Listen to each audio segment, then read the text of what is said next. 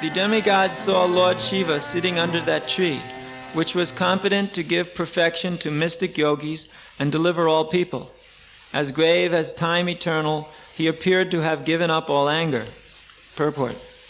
In this verse, the word Maha-yoga-maya is very significant.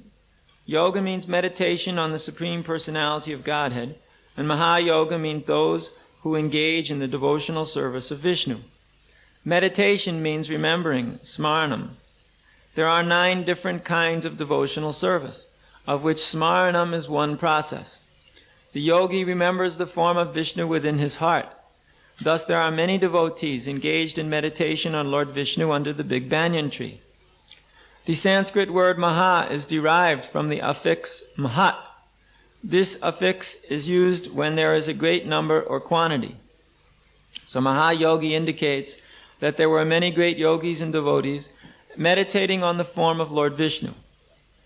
Generally, such meditators are desirous of liberation from material bondage, and they are promoted to the spiritual world, to one of the Vaikunthas. Liberation means freedom from material bondage or nescience. In the material world, we are suffering life after life because of our bodily identification, and liberation is freedom from that miserable condition of life.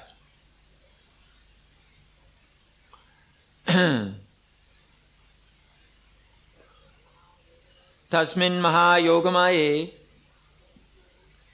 Mumukshu Sharane Sura Tadrishu Shivam Asinam Chaktam Asham Ivantakam. The demigods saw Lord Shiva sitting under that tree, which was competent to give perfection to mystic yogis and deliver all people. As grave as time eternal, he appeared to have given up all anger.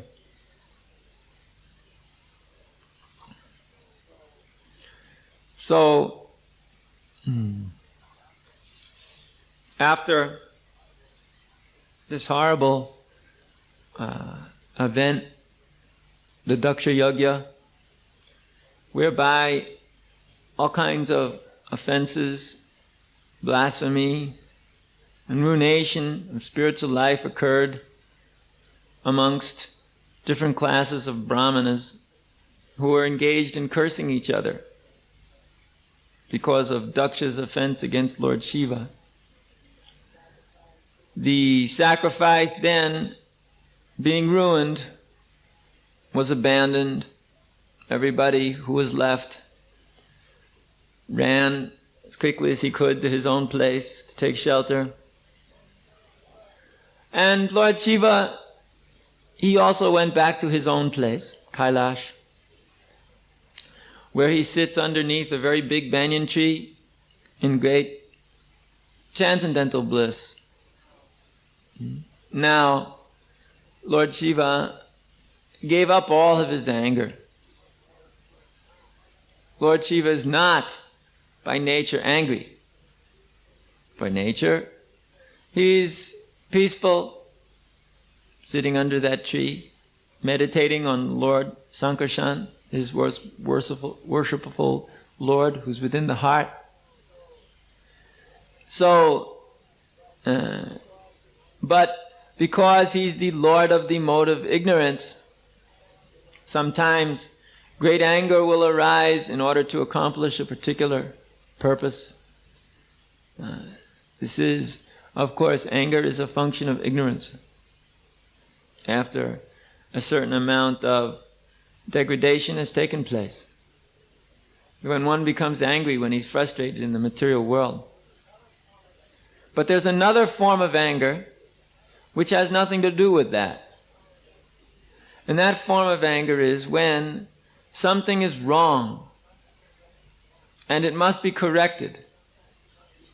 And sometimes it must be corrected by force. Therefore, one may become angry, like a teacher chastising his disciple, or a parent chastising the child because of some false thing that has been done. That is not anger in ignorance, but that is anger in knowledge. So Lord Shiva can never be understood to be in ignorance. He is always full in transcendental knowledge. And when he displays anger, it is for educating all 3 worlds. That is why the pastime that took place was written and recorded in Srimad Bhagavatam. Because it is instructive for all living entities throughout the whole universe of exactly how not to act and how not to disrespect the demigods, especially to disrespect Lord Shiva, because he's in the position whereby when he gets angry, everything gets destroyed, because he's the Lord of the mode of ignorance, and destruction is his function. So when the demigods saw Lord Shiva meditating under the tree very peacefully, they were very relieved. He was surrounded by Kuvera, the Kumaras, other liberated souls. This word here, Maha Yoga Maye. Those who were engaged in the meditative process were all sitting under the tree, great yogis. And they were all meditating on Vishnu together with Lord Shiva. After all, it becomes very easy to meditate on the Supreme when you are in the association of others who are similarly engaged. You cannot meditate on Krishna if others are running around and having a party. You cannot have a party if everybody else is engaged in meditating on Krishna. So it's obvious that when you want to do something in this world, you must do it along with others who want to do a similar thing. So therefore the materialists associate together and the spiritualists associate together. We associate together in order that we can make advancement in spiritual life and go back home, back to Godhead. The materialists associate together in order to expand their material desires, material varieties, and thus remain entangled within the material world. So birds of a feather flock together. The chickens stay with chickens, the swans stay with the swans, the ducks stay with ducks, because they are similar in nature. Similarly, when one stays with those who are engaged in spiritual life, then one has the best opportunity to himself be absorbed in spiritual life. But if one stays in association with materialists, that means in his heart there is the desire to be also a materialist. So we are trying to develop our pure Krishna consciousness. Pure Krishna consciousness means the stage at which we are always engaged in smaranam, remembering the lotus feet of the Supreme Personality of Godhead. If one can remember Krishna at the time of death, ante narayana smriti, at that time, if one remembers Krishna, his whole life becomes perfected. That is actually the point. Antakale chamam eva nichashokta sharirina. If when it's time to give up this body, one remembers the Supreme Personality of Godhead, napnuvanti punarjanma, he no longer takes birth in this material world. He does not return. But rather, he transfers himself directly to the spiritual sky. This transferal of the living entity out of the material entanglement into the spiritual world is directly a function of the desire of the living entity. When the living entity desires to be Krishna conscious, when he desires to go back home, back to Godhead, when he actually wants to surrender to Krishna, then he can do so. And he will associate, therefore, with those who also want to do so. And together they will remember Krishna. Therefore, we try to avoid prajalpa. Too much unnecessary talk, which simply invites the snake of death or illusion to take us away from our position of wanting to surrender to Krishna. 6 things are bad to do. Achahara prayashascha prajalpo niyamagraha janasangascha lolyamcha sadbir bhaktir vinashyati. These 6 things destroy spiritual life. Achahara, too much eating and too much collecting. The Brahmana's business is, he will collect something, the next day it will all be spent. He is not busy accumulating. He's using everything in Krishna's service. Achahara. And he is not eating so much as if he was going to have to starve for the next 3 months. He knows Krishna will supply. Krishna is supplying to the birds, to the elephants, to the oxes, to everybody. Why he shall not supply to the humans, and especially why he shall not supply to his devotees. Therefore, one avoids the achahara principle. Too much of anything is not good. Prayasascha, over-endeavoring, working hard for a mundane result, struggling hard, trying hard to get things which simply bring about some material entanglement. Prajalpa, too much talking, unnecessary talking. One can talk about Krishna and Krishna's service, that is necessary. But to start talking about all material things is called prajalpa, and it's destructive in spiritual consciousness. Niyamagraha, too much attachment to prescribed rules and regulations, as if one was a smarta brahmana. Simply following rules and regulations as if this was some kind of formula which will bring him back to Godhead. Going back to Godhead is not a formula routine. It is something which is done by one's developing his love for Krishna. And that is not a formula business. And also giving up the rules and regulations, or sometimes accepting, sometimes not, thinking that, yes, I'm transcendental to all this.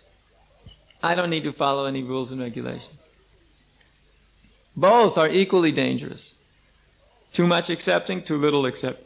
One must follow according to the path which is given by the great acharyas in the past. Dharmasya tattvam nihitam guhayam mahajana jena gataksapanta. Following in the footsteps of the great acharyas. In our sampradaya, so many great acharyas are there. Srila Prabhupada also is giving, as the greatest proponent of Krishna consciousness throughout the world, he is giving us methodology which if we follow, we gain perfection very quickly. So there's no need to speculate. We should just follow the footsteps of the previous authorities. And janasangascha, avoid bad association. Bad association is that association which brings us into Maya. We may even think these people are great friends, wonderful family members. They're going to benefit me so nicely. But the price you pay, you may get material benefits, but one loses his precious Krishna consciousness. He becomes entangled. He starts thinking the goal of life is to make money, get a big house, a nice fancy car, and then I'll be enjoying in this material existence. That's the price you pay. You fall down into material consciousness.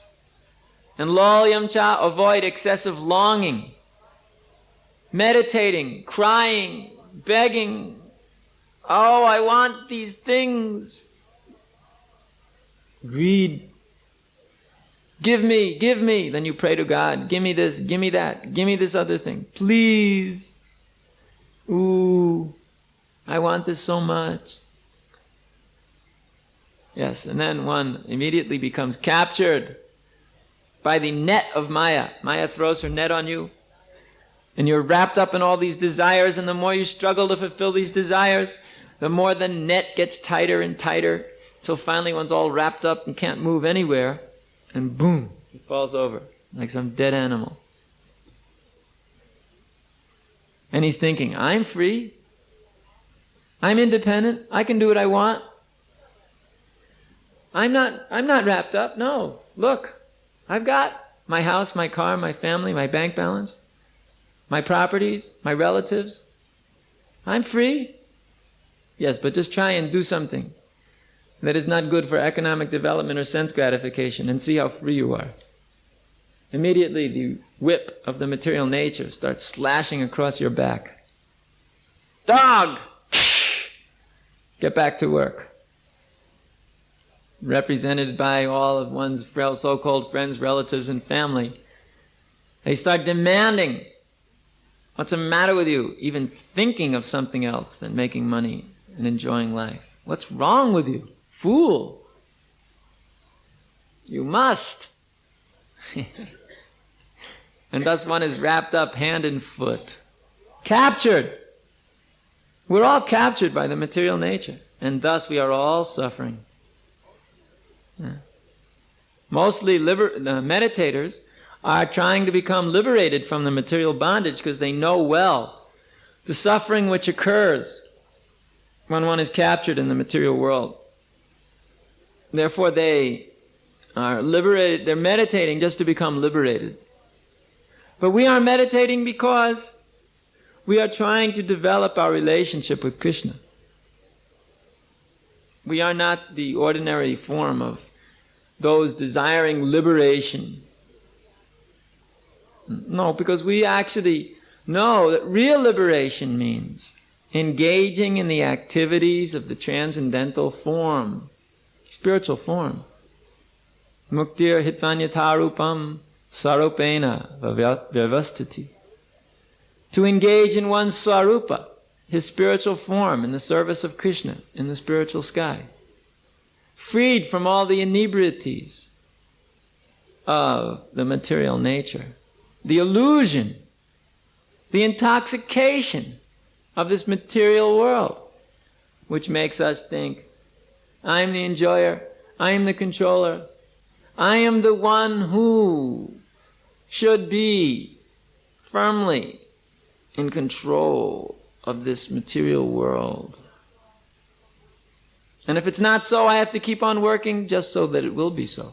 The illusion of the scientists, the illusion of the politicians, the illusion of the economic speculators, manipulators, continually engaged in all kinds of desires to just get their hands on the material nature and just make it the way they want. And at the end, be the grand enjoyers. We have no such desires. Or maybe we still do, and that's the problem.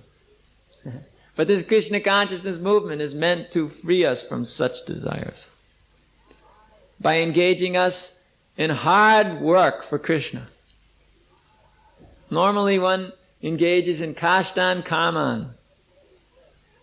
Hard, sweaty work for sense gratification. And he doesn't even feel the pain. If he at the end gets sense gratification, he doesn't feel the pain at all. It's like the hogs running here and there just to get some stool to eat. They don't even notice that they're struggling and sweating. They're just running. Yeah? They don't even notice. If they see down the road a new deposit of their breakfast, they just start running. You know, and it's hard for hogs to run. Knees don't bend, you know, it's just... And they're just scattering down the road and sweating like anything. They don't even notice it. Because when they get where they're going, they're just in ecstasy. So people, they don't even notice they're working hard, day and night, for getting that which they've already gotten again and again and again and again. Kashta and Kaman. But this is not very good. So when we engage in Krishna's service, working hard. And we have the goal of going back home, back to Godhead, pleasing Krishna, becoming Krishna's pure lover, engaged in our original spiritual form. You don't even notice the hard work that one must go through in order to actually accomplish a great mission of spreading Krishna consciousness in a very nice way. You don't even notice. And one can with great enthusiasm just march his way back home, back to Godhead. So, our whole Krishna consciousness movement is based on the fact that the performers of sacrifice and austerity within this movement know the goal of their activities. They know why they are doing what they are doing, and they know where they want to end up. Therefore, they never lose sight of the motive behind their actions. And they always remember Krishna, therefore, because they know, I'm doing this, I'm doing this, I'm doing this to get to the lotus feet of Krishna. Otherwise, they couldn't even be able to act. They know, because I'm working to get to this point of serving and loving Krishna, therefore I'll go on acting. Otherwise, one shouldn't even act. If his actions don't further his progressive advancement of spiritual life, then he shouldn't even act. We have no enthusiasm to act in material existence. We only have enthusiasm to go on serving Krishna because we know the goal. Otherwise, who can be happy engaged in the service of some mundane personality who takes the benefit of our service and utilizes it for sense gratification? We can't do that. Therefore, we serve devotees of the Lord. Those who are engaged 100% in Krishna's service, those who are bringing Krishna consciousness to others, those who are performing their mission according to the instructions of spiritual master for the benefit of this Krishna consciousness movement, they we serve. That is why devotees get very blissful when they serve other devotees, because they're serving someone who's engaged in pleasing Krishna. Therefore, such service makes us satisfied. But to serve someone who is engaged in this nonsense material world as if this was the place of pleasure, this service can never satisfy anybody. It only brings about frustration. Frustration, anxiety, misery, and all kinds of things which don't benefit anybody. So, what's to do? Well, give up the sources of misery. Give up trying to act in the material world for simply sense gratification. Give up trying to make a grand success in this material world. Give up trying to serve materialists in order to further our own ends of enjoying, controlling, and just surrender to Krishna. That is the way to gain happiness. Of course, one may say, well, I don't care too much about happiness. I just want to go back home, back to Godhead. Yes, but we say like this because when you are acting, generally one thinks during the day, well, if I do like this, then I'll be satisfied. So, just so that if the mind is ever thinking that I am acting for the sake of gaining happiness, so here's the way in which you can really gain happiness. By actually loving Krishna. There's no other way. So don't think there's any other method or any other possibility in this world than to simply love Krishna. There's no other way. One can go on all kinds of ways thinking that he'll be successful this way, that way. But just take the advice given by Krishna himself. There's no possibility of happiness unless one is actually engaged in the service of the Lord. There's no peace. There's no supreme destination. There's only frustration in different forms. So having gotten such knowledge from the topmost authority, one should take it seriously and surrender. Should take it seriously and surrender to the lotus feet of Krishna without any other desire. One may say, well, I can't, I am not so advanced. Well, just act as if you were, and you will be. You should act as if you were so advanced, and just do everything for Krishna. Even though you may think in the beginning this is some kind of like act. But when you associate with Krishna's devotees, and you just act in that way for Krishna's satisfaction, you'll get the result. And then you'll actually become that advanced. One may say, I'm imitating, but if you imitate a good thing, that's a good thing too.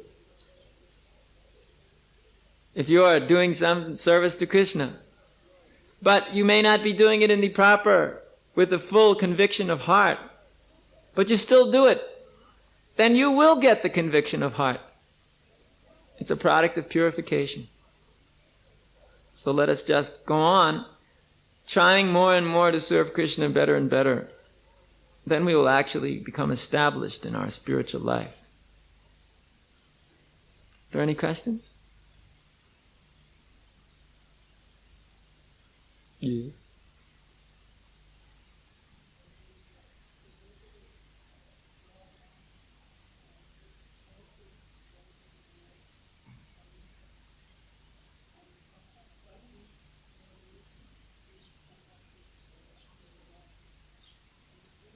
Why you say no reason? Maybe no reason that you know. Maybe you're a nonsense. Maybe you've become a nonsense. So sarcasm is a good way to be taught. When somebody's sarcastic towards you, and you're a little bit intelligent, then you'll be able to understand the deeper meaning behind that sarcasm. Like he's being sarcastic because you're a nonsense, but he doesn't come right out and say, you are a nonsense. He says something sarcastically. Like, oh, you're so brilliant. Something like that, huh? So, you should take it as a good instruction. Unless, of course, he just got out of bed on the wrong side. You have that expression in English? You have that in German? That's another thing.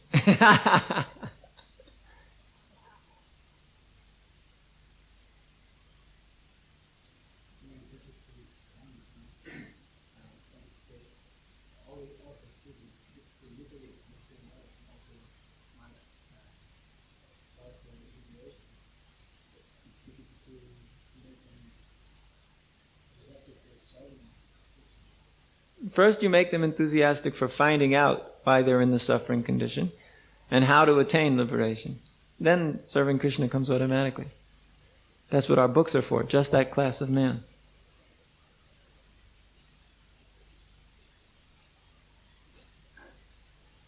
And that is the answer to that question.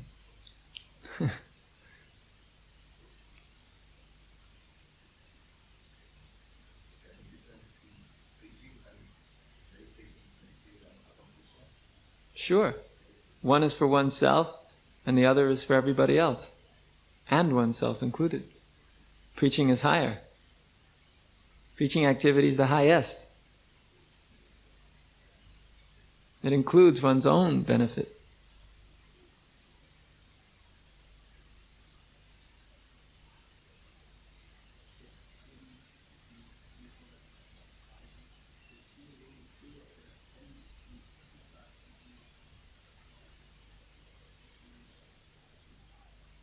That means that one doesn't have in his heart the desire to cause others trouble.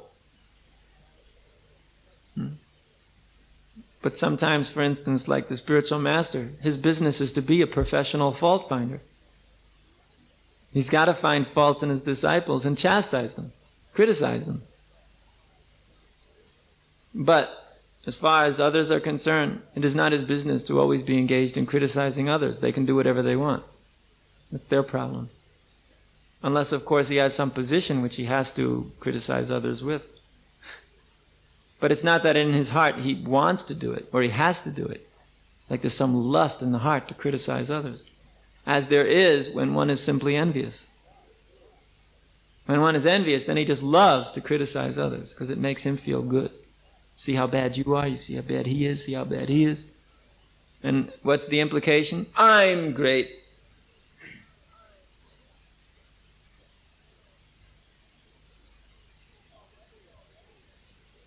You can see fault everywhere if you're interested in it.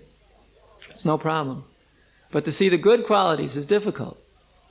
So a pure devotee, if you've got 5 good qualities and 4 bad qualities, a materialist would obviously reject you completely on the basis of your 4 bad qualities.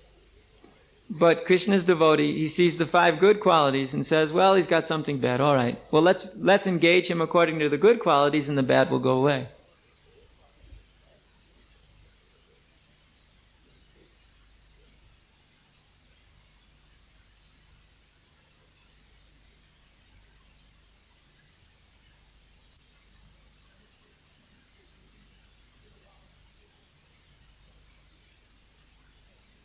What qualities? How about the 26 qualities of the devotee?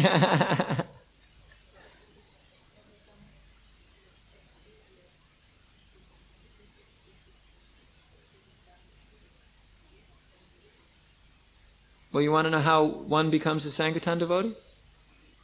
He goes on Sankirtan. And how does one become a temple devotee? He stays in the temple. How about that? Basically, that's the way it is. The Sankirtan devotees are those who stay on Sankirtan. They could easily be temple devotees. It's no problem. They just walk in the temple and do service. Then they're called a temple devotee. Sankirtan devotees are those who do Sankirtan. Temple devotees are those who stay in the temple.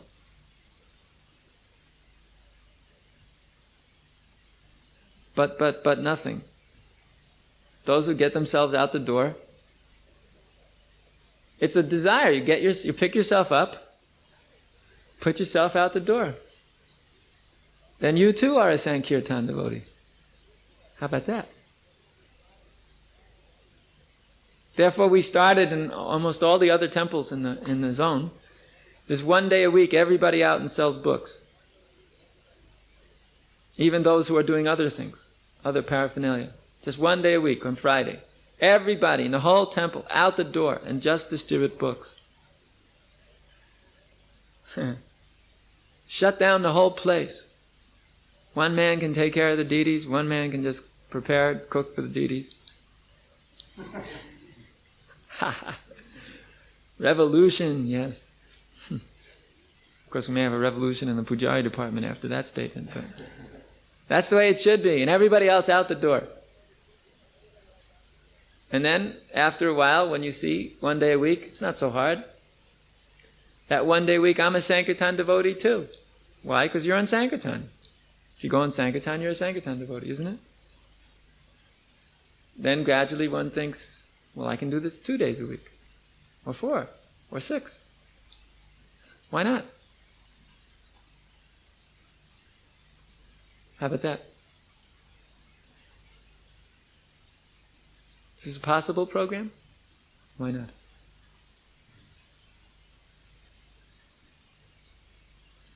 We do it in Ticino Farm too. Oh yes. They said, but, there's so much work to do. I said, but, you're all going to fall into Maya. What's better, to have a lot of vegetables and all be in Maya? Or to have a few less vegetables and be Krishna conscious? But. Yeah, but.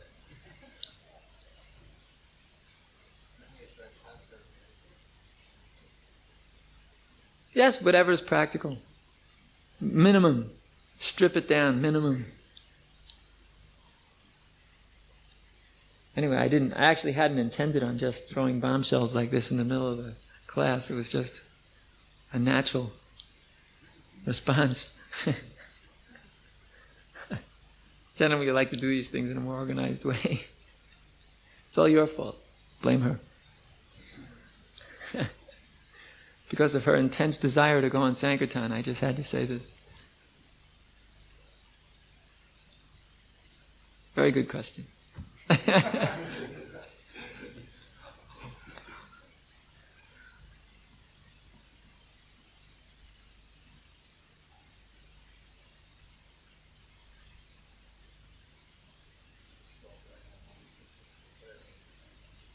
Yes, and Ticino also. Saturday afternoon. Minimum 1 hour.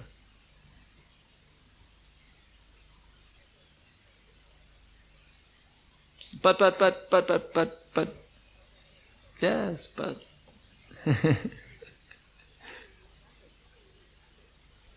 This way we remember we're devotees. And we always become a little inspired, But that means before we have to work like mad. And after we have to work like mad, because we still have to accomplish everything. So this is to increase service, not to replace service.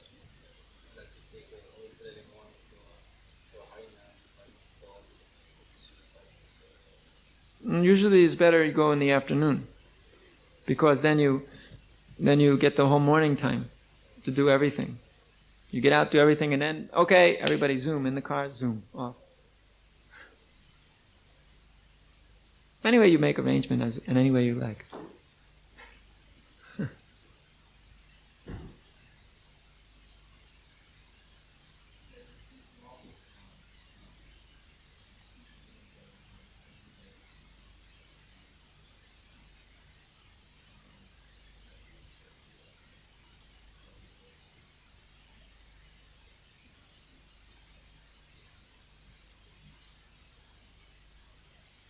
Why wouldn't they appreciate it?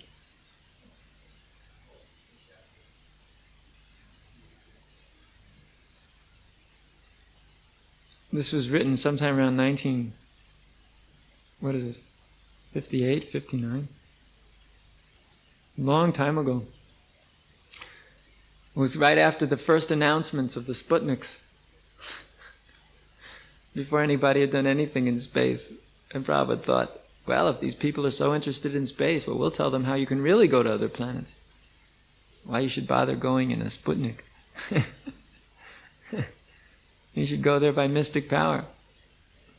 This is Prabhupada's very amazing way of using people's own desires to advance Krishna conscious preaching. And to this day that book is relevant and very popular.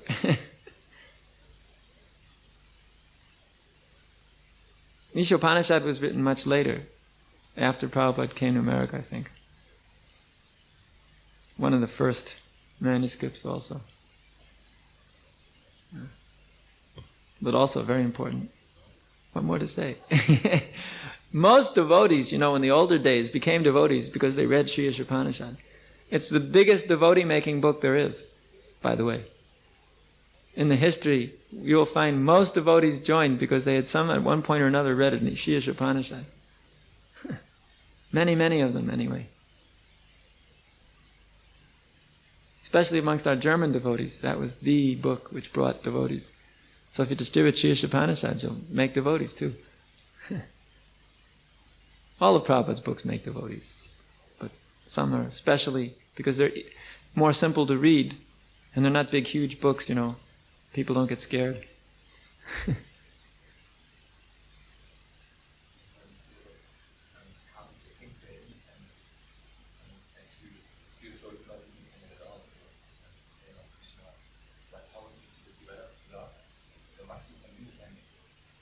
Yes, that little bit of independence is the only independence.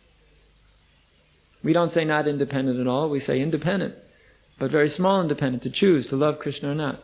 That's all.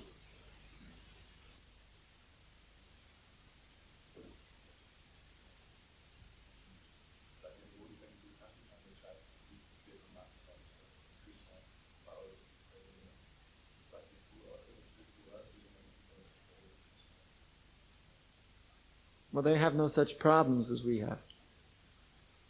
So they're always trying to please Krishna. So that they have a different mentality.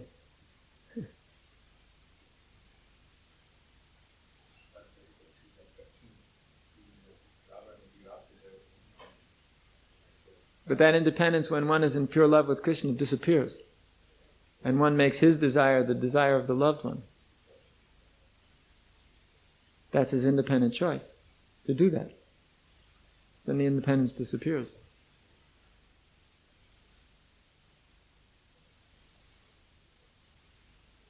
You are independent to marry whoever you like, but when you do, you're a slave.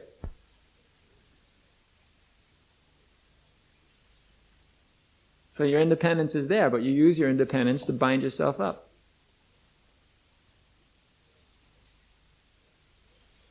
So the pure devotee binds himself to Krishna because that's what he wants.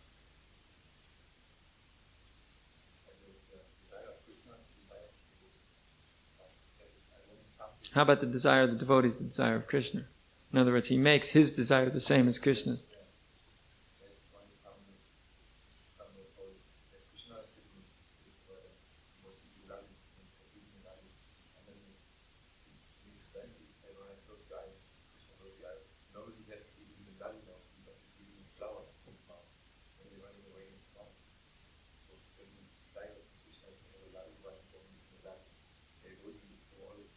Because he's not in awe and reverence, he's in friendship, and friends sometimes make jokes.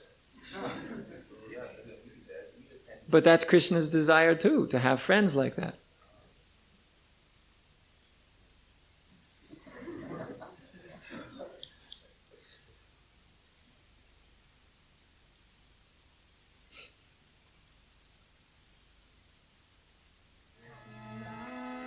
All right, Hare Krishna.